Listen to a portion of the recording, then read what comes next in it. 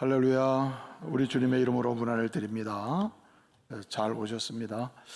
오늘은 주일인데요, 66주년 우리 원주중국의 설립 기념 주일로 또 지키는 날입니다. 오늘 이 날이 우리 교회에는 기념하는 날이지만 교회 내 작은 교회 가정들에게도 교회를 향하신 하나님의 소원대로 새롭게 기쁨이 충만하고 즐거움과 평강이 넘치는 하나님의 가정들로 일어나기를 소원합니다.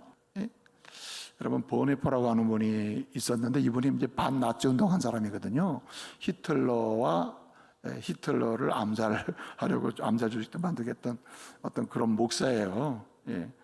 복음주의 신학에 기초해서 교회를 올바르게 지켜내고 나라를 사랑했던 이 사람인데, 이 사람이 쓴 책 중에 공동생활이라는 책이 있거든요. 그 책에서 이렇게 얘기합니다. 그리스도 안에서 살아가는 공동체, 오늘날로 교회입니다. 예수 안에서 살아가는 공동체, 교회 내 작은 교회, 가정, 믿음의 가정들. 이 공동체는 한마디로 뭐 하는 거냐? 기뻐하는 것이라고 했습니다. 기뻐하는 것. 그러니까 예수 믿고 구원받은 교회의 교인이 된다는 말은 어떻게 살기 위한 것이에요? 기뻐하며 사는 것입니다. 그러니까 여러분, 절대 슬픔의 포로가 돼서는 안 돼요. 눈물의 포로가 돼서도 안 돼요. 그리스도에는 이제 장례를 지르고 나서 애도 기간이 좀 있잖아요. 슬프죠. 다 이 땅에서 못 만나는 슬픔이 좀 본질적으로는 다시 만난다고 하는 소망이기 때문에 우리는 이제 극복이 되는데, 그래서 결국 그리스도인들은 장례 때도 뭐 불러요? 찬송을 하는 거예요. 찬송. 기쁨을 올려드리고 만날 줄 믿습니다 하고, 그리고 그냥 기쁨을 노래하는 거거든요. 그러므로 저와 여러분이요, 어떠한 경우에도 꿈과 비전을 가져야 되는데, 그 중에 하나가 주님, 나로 인하여 우리 교회가 더 기뻐하고 즐거워하고 만족하고 평강이 넘치고 아주 웃음이 가득한 교회가 되게 해 주십시오. 이런 비전을 하나 품고, 동시에 하나님, 내가 그래도 우리 가정에서 유일하게 믿는 사람인데 나 때문에 주님, 우리 가정이 웃음과 기쁨과 미소가 가득한 하나님의 가정으로 창대케 해 주십시오. 이렇게 비전을 갖고 나갈 수 있는 은혜가 있기를 말씀으로 축복합니다. 그래서 이러한 기쁨이 가득한 교회는요, 또 기쁨이 가득한 그냥 그런 집은 특징이 있습니다. 성도들이 또는 가족들이 항상 가고 싶어, 빨리 가고 싶어, 집에 빨리 가고 싶어, 일 끝나면 빨리 집에 가야지, 이런 마음을 갖게 한단 말이에요. 뭐가 있기 때문에? 기쁨이 있기 때문에. 밖에서 1차, 2차 회식하는 것보다 더 큰 기쁨이 집에 있기 때문에 회식 짧게, 가정 길게 해가지고 막 집으로 간다는 거죠. 교회도 그런 교회가 돼야 하는 것이죠. 저와 여러분을 통해서 그냥 생각할수록 교회가 그냥 더 가고 싶고 올라가고 싶고 하는 교회가 돼야 할 줄로 믿습니다. 그래서 누군가가 얘기하면 나도 가고 싶다, 야, 이렇게 가고 싶은 교회가 돼야 되는 거예요. 그게 기쁨이 있을 때입니다. 소문이 행복한 교회야, 저 교회는 웃음이 가득해, 그러면요 그렇게 된다는 거죠. 근데 그뿐만이 아닙니다. 사실 기쁨이 가득한 교회의 특징 중에 하나가 뭐냐면은, 이렇게 가고 싶은 교회지만 또 가면은 가기 싫어. 집에 가고 싶은 교회인데 가면은 계속 좀 여기서 놀고 있고 예배도 드리고 찬양도 하고 공부도 하고 싶고 차도 마시고, 그리고 머물고 싶어하는 교회가 된다는 거예요. 여러분, 가정에 들어오고 싶은 가족이 돼야 하고, 나가기 싫은 그런, 이 집이 너무 좋기 때문에 그냥 머무르고 싶은 가정이 돼야 하고, 동시에 여러분 어떤 또 특징이 있냐면은, 기쁨이 넘치는 가정이요 교회가 되잖아요. 그러면 함께하고 싶은 가정이 되는 줄 믿습니다. 함께하고 싶어지는 거예요. 그래서 여러분, 우리는요, 우리 가정이나 우리 교회가 오늘 교회 66주년을 피지를 맞아가지고 주님, 나로 인하여 가고 싶은 교회, 또 머물고 싶은 교회, 오래오래 있고 싶은 교회, 오래 있기만 하는 게 아니라 함께 나누고 베풀고 뭔가 교제할 수 있는 그런 교회, 그런 교회 만드는, 기쁨을 나누는 이런 성도 되어야 할 줄로 믿습니다. 근데 이게 좀 어려울 거 이잖아요. 왜냐하면 이런 교회가 어디 쉽습니까? 오늘 본문에 보면 그런 교회거든요. 다윗은 그런 교회 되기를 소원하고 있는 겁니다. 그런 성리를 원하는 거예요. 그런데 세 가지 방법이 있어요. 그 첫째는 뭐냐면은 이 웃음, 기쁨, 감격 있잖아요. 이 감격이 있는 교회, 감격이 있는 공동체가 되려면은 우리가 교회가 뭐가 살아 있어야 되냐면 예배가 살아 있어야 됩니다. 예배가 살아 있어야 돼요. 오늘 말씀 보게 되면요, 이렇게 얘기합니다. 자, 야 교회 가자, 여호와의 집에 가자 그랬더니 다윗이 뭐 했다 그랬죠? 내가 기뻐했다 그랬거든요. 이 기뻐했다라고 하는 내가 기뻐했다고 하는 단어가 사마흐티라고 하는 말인데, 자 잊어버리고, 그 원래 동사가 사마흐라는 말이에요. 사마흐라는 말인데 이게 기뻐한다는 뜻이거든요. 히브리어는요 굉장히 정교함이 있어요. 히브리어에 기뻐한다는 말이 여러 개가 있습니다. 그런데 이 사마라고 한다, 기뻐한다고 요 본문에 나오는 요 말은 구약 성경에서 언제 쓰는 말이냐면은 예배 드릴 때 쓰는 말이에요. 예배 드릴 때 오는 감동, 기쁨을 표현하고 싶을 때 사마우 이렇게 씁니다. 그러니까 교회 가자 지금 얘기했어요. 그랬더니 다윗이 야 기쁘다 했을 때 다윗은 성전 그 자체를 생각했지만 성전에서 일어나는 뭘 생각했어요? 예배를 생각해요. 예배. 야 그때 제사 드릴 때 무슨 제사 드릴 때 야 그때 막 용서받고 그때 좀 대단했지, 그때 기뻤지, 환희가 넘쳤지, 이게 넘치는, 그러니까 기뻐하였도다라고 얘기하는 거예요. 여러분, 성도의 기쁨은 예배 드릴 때 옵니다. 예배를 전심으로 드릴 때 와요. 예배를 준비해 드릴 때 와요. 예배를 온전한 마음으로 드릴 때 하나님이 기쁨을 주심을 믿으시기 바랍니다. 그래서 여러분, 그 온전한 예배가 중요한데, 온전한 예배 전심으로 드릴 때 하나님이 그 예배를 통해서 예컨대 장로님이 대표 기도를 하시거나 성가대가 찬양을 하거나 그리고 함께 신앙 고백을 하거나 그때마다 그 어떤 그 특정해야 되는 게 아니라 어떤 사람마다 다른데 각기 진행되는 전심으로 신앙 고백할 때, 전심으로 찬양할 때, 성가대 갈 때 전심으로 귀를 기울여 함께 동참할 때, 전심으로 내가 찬송을 부를 때, 전심으로 말씀을 받을 때, 전심으로 내가 예배에 처음부터 끝까지 전심으로 주님 앞에 서서 참여할 때 주님이 기쁨을 주신다는 거예요. 여러분, 근데 이런 예배가 어떤 예배인지 아십니까? 오늘 4절을 보게 되면은 이렇게 얘기합니다. 지파들, 곧 여호와의 지파들이 뭐 하려고? 네? 여호와 이름에 뭐 하려고? 감사하려고 그리로 올라가는다고 했습니다. 자, 왜 성전에 올라간다고 했습니까? 여호와의 지파들이 전례대로 감사하려고 올라간다. 여기 감사로 올라간다는 말은 예배의 다른 말이에요. 예배의 다른 말. 그러니까 무슨 말이냐? 진짜 기쁨이 넘치고 그냥 다윗이 듣기만 해도 야 진짜 만족한다, 기쁘다, 진짜 환희다 라고 기쁨이 넘치는 예배는 어떤 예배냐? 감사가 있는 예배라는 말입니다. 감사. 그래서 여러분, 예배 때마다 감사의 예배를 드리시기 바랍니다. 예? 감사. 예? 여러 가지 감사가 있죠. 일상의 감사도 있고, 개인적 감사도 있고, 가정의 감사도 있고, 그리고 자녀와 관계된 감사도 있고, 또 하나님과의 개인적 관계 속에서 은혜 받은 감사도 있을 겁니다만은, 어쨌든 다양한 유형의 감사를 하나하나 고백해서 올릴 때 하나님은 기쁨을 줄 줄 믿습니다. 그래서 여러분, 사도 바울은 골로새 교회 성도들에게 편지를 쓴단 말이에요. 그 편지를 쓸 때 바울이 말해요. 편지를 쓸 때 그리스도의 평강이 가득하게 하고 주장하게 하라. 그러면서 그리스도의 평강이 어떻게 임하느냐, 이게 궁금할 거 아닙니까? 근데 뒤에다가 뭘 붙였냐면 골로새서 3장 15절을 보게 되면 너희는 뭐 하는 자가 되라? 감사하는 자가 되라고 하는 거예요. 그 무슨 얘기입니까?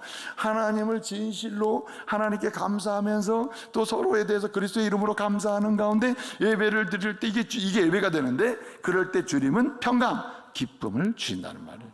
할렐루야. 그래서 여러분, 우리는 하나하나 감사를 드리는 가운데 하나님을 예배하며 기쁨에 충만한 주인공들 되어야 할 줄로 믿습니다. 그래서 이제 사실은 이 예배 속의 최고의 감사의 주제는 뭐냐면 부르심이에요. 부르심과 파송인데, 이게 뭐냐면 주님은, 교회는 원래 부르심과 파송이거든요. 먼저 다 불러서 우리가 구원받았잖아요.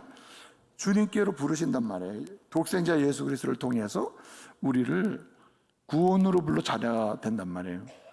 자녀는 아버지가 책임지거든요.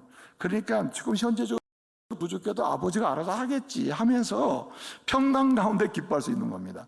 그 기쁨의 본질은 뭘 감사합니까? 주님, 나를 죄와 사망 가운데서 독생자 예수 그리스도를 통해서 뭐 하신 것? 구원해 주시고, 뭐 삼으신 것? 자녀 삼으신 것을 감사해야 되고, 또 나 같은 사람에게 때를 따라 목사요, 장로요, 권사요, 또 무슨 뭐 성가대원이요, 집사요, 뭐 해가지고 다양한 사명을 주어서 뭔가 의미 있게 감동적으로 살아가게 하신 그 하나님께 어떻게 해요? 감사하는 것이죠. 그래서 구원에 대한 감사, 사명에 대한 감사가 일상에서 매주 매 때를 따라서 있어야 돼요.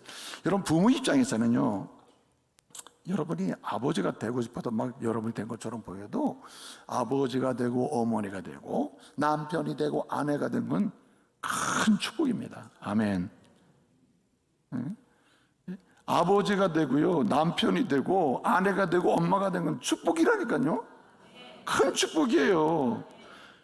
축복입니다. 축복. 이거 진짜 축복이에요. 이거는 기적과 같은 일이, 마치 하나님이 우리를 자녀 삼으신 것 같고 사명자로 삼으시잖아요. 그리스도 안에서. 이와 같이 그리스도 안에서 우리를 그렇게 불러놓고, 거기다가만 남편 되게 하고 아내 되게 하고 아들 되게 하고 딸 되게 하고 부모 되게 하는군요.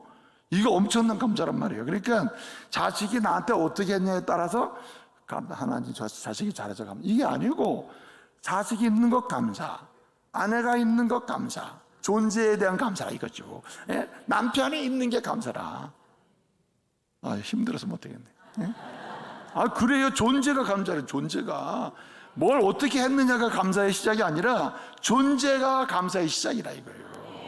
예? 여러분, 지금 있어서 그렇지 없어 봐요.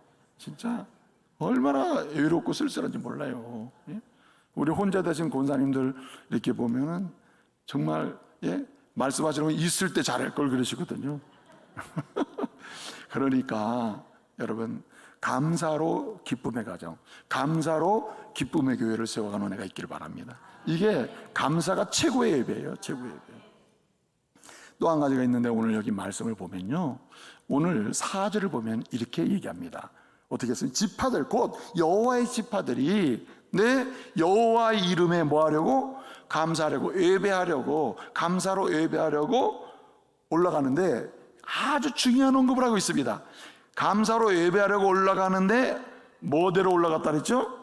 4절을 보면 전례대로 올라갔다.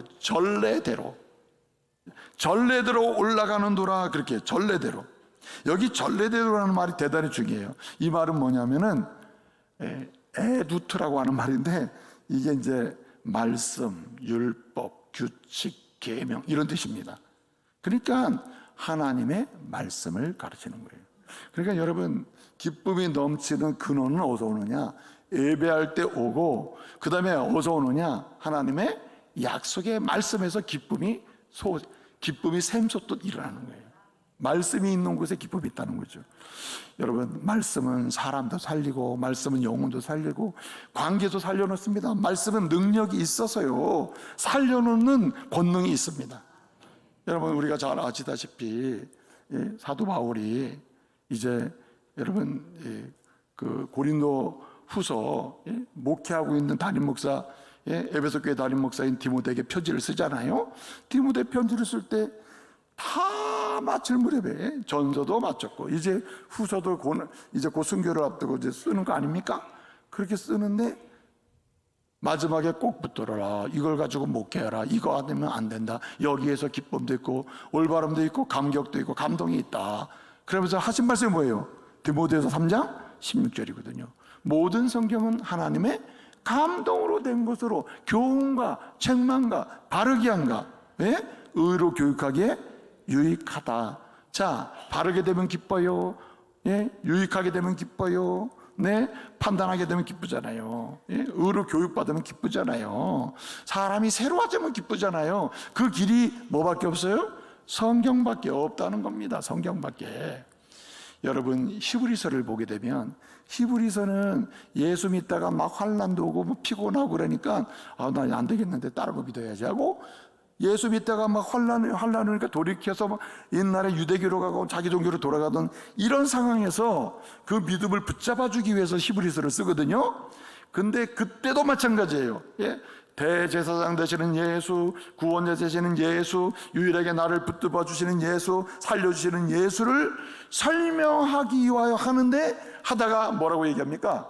히브리서 4장 12절에서 아니 갑자기 이런 얘기를 하는 거예요. 하나님의 말씀은 어떠냐? 활력이 있어서, 운동력이 있어가지고 어떻게 합니까? 예, 마치 우리의 홍과 영과 골수를 찔러 쪼개기까지. 이게 수술 개념이거든요. 수술 개념. 그냥 막 지저분한 거 더러운 거 다 수술해낼 수 있는 능력이 있고, 심지어는 이 하나님 말씀은 우리의 마음의 생각과 그 뜻을 감찰하기까지 해서 수정 보완 온전하게 해가지고, 야, 내가 제대로 됐구나 깨닫게 해가지고 내 환난 중에도 기뻐하고 즐거워할 수 있으며 바른 믿음으로 가게 한다는 거예요. 그 기쁨이 어디서 나와요? 말씀에서 나오는 거예요. 말씀에서 나온단 말이에요. 그래서 여러분, 초대교회를 보잖아요. 우리 예수님이 성령을 보내셔서 하나님의 교회가 세워지거든요. 사도행전 2장에 이제 1절부터 교회가 세워진단 말이에요. 근데 그 교회가 부흥합니다. 막 부흥해. 그 부흥하는 분위기가 어떠냐면 기뻐요. 굉장히 해피해요. 너무너무 해피한 거예요. 가정도 해피하고 교회도 해피하고 성도들 해피해요. 근데 그게 왜 그렇게 해피하니까, 행복하니까 막 사람들이 모여드는 거죠. 저기 뭐가 있길래 저렇게 막 이상하게 어느 날부터 저렇게 막 사람들이 웃고 떠들고 막 감격이 돼가지고 막 시끌벅적하고 너무 행복한 공동체가 막 모여드는 거예요. 사람이 막 어느 날 모였다면 수천 명씩 모이고, 저기 나도 한번 껴봐야 되는 거 아니야? 그리고 또 왔다가 또 웃게 되고. 근데 그게 왜 그렇게 됐어요? 사도행전 2장 42절 보면 이렇게 얘기합니다. 뭐라고 했냐면, 사도들의 가르침을 받아, 여기서부터 시작해요. 사도들의 가르침을 받아 그들이 떡을 떼고, 그리고 또 뭐 하느냐? 전심으로 기도에 전혀 힘쓰리라 했습니다. 자, 어디서 시작하죠? 가르침을 받아에서 시작해. 뭐예요 이게? 하나님의 말씀인 거죠. 여러분, 기쁨이 넘치는 교회 보면 이렇게 대예배를 드려가지고 같이 공동예배를 드려가지고 말씀을 막 듣고 이렇게 은혜도 받지만, 제자 교육하느라고 막 교실 들어가서 뭐 무슨 제자반 들어가 있고, 어떤 경우는 또 무슨 성경 쓰기 필사반 막 들어가 있고, 예, 평일에 보면 막 그냥 성경 말씀 써가지고 뭐 이슬비 전도 편지 써가지고 보낸다라고 막 구석구석 들어가서 막 말씀 구절 해가지고 편지 보내는 하나 다 말씀이거든요. 그렇게 하는 교회는 부흥하게 돼 있어요. 너무 기쁘거든요. 이슬비 편지 쓰러 오시는 평일에 오시는 분들 보세요. 그냥 우리 권사님 오늘 몇 분 오셨나? 부장 권사님 오셨나요? 일부 오셨나요? 그 권사님은 서로 부장 서로 맡기시라 하거든. 그거. 예? 뭐 하는 일이 없어. 그냥 주적이해도 나 이거 쓰는 거니까 부장이 부장 같지 않아. 이게 봉사 같지도 않고. 근데 우리 권사님이 80이 넘어, 80이 부장이 서로 안 하려래. 근데 그 부장께서 그냥, 그래서 아이고 목사님 올해는 어떻게 땀물이 하셔야 되지 않을까요? 아유, 할 사람 없어요. 그냥 하세요.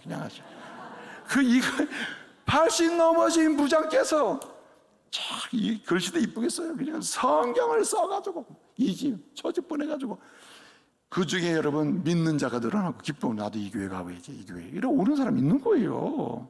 네? 어떤 분은 그러거든요. 목사님 이슬비 전도 편지 그게 수천 통 보내봐야 한 명 올까 말 건데, 한 명 올까 말 거라니.